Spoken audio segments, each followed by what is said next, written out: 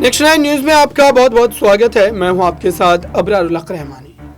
दर्शकों, महाराष्ट्र की राजनीति में अब तक सुई वही अटकी है, यानी कि महाराष्ट्र में जो बीते साल एक बड़ी घटना आपने देखी थी। इस घटना के बाद महाराष्ट्र की सत्ता का पतन हो गया, महाराष्ट्र में एक नई सत्ता बन गई और अब उद्धव ठाकरे, शरद पवार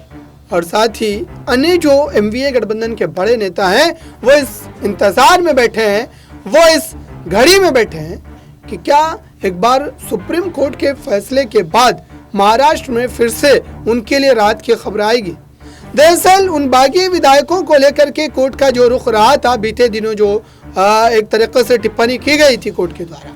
उन टिप्पणियों को लेकर के अब ये कहा जा रहा है कि फिर से एक बार महाराष्ट्र की राजनीति में एक नया राजनीतिक भूचाल आ सकता है। हालांकि इस राजनीतिक भूचाल के आने से पहले महाराष्ट्र में मराठा आरक्षण को लेकर के एकनाथ शिंदे के लिए जो चुनौतियां खड़ी हुई है वो उससे लड़ते नजर आ रहे हैं। लेकिन दूसरी तरफ अगर देखा जाए तो महाराष्ट्र में एक जो लड़ाई लंबे समय से चल रही है, उस लड़ाई को अब एक नई धार मिलने जा रही है, क्योंकि अब इस मामले को लेकर के खुद एमवीए गठबंधन जो है वो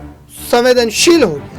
यानी कि एमवीए गठबंधन के तमाम बड़े चेहरे एक साथ मिलकर के इस पूरे मामले पर चिंतन मंथन कर कहीं ना कहीं आने वाले 24 के चुनाव से पहले कई बड़ी रणनीतियां बनाएंगे दर्शकों। और इन रणनीतियों में साफ तौर पर इस बात को शामिल किया जा सकता है, जो सूत्र के हवाले से खबर आ रही है कि भारतीय जनता पार्टी और एकनाथ शिंदे के इस गठबंधन को कैसे चकनाचूर किया जा सके और वोटों के तौर पर इनको कैसे झटका दिया जा सके। हालांकि ये मामला इतना संभव भी नजर नहीं आता, क्योंकि कई ऐसी सीटें हैं जहां पर एकनाथ शिंदे, भारतीय जनता पार्टी मजबूत स्थिति में, और यही वजह है कि ये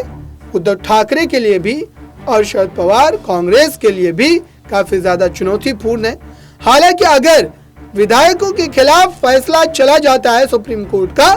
तो भारतीय जनता पार्टी के वो जो एक तरीके से उनके द्वारा तमाम तालमेल बिठाए गए थे और ये कहा जा रहा था कि दरअसल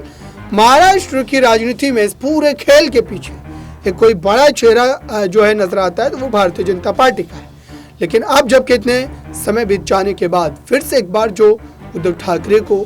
और साथ ही यहाँ पर कांग्रेस पार्टी को, शरद पवार को एक जो उम्मीद जागी है, क्या उन उम्मीदों पर कोर्ट का फैसला आएगा? फिलहाल इस खास रिपोर्ट में बस इतना ही। जुड़े रहें बड़ी खबरों के लिए नेक्स्ट 9 न्यूज के साथ।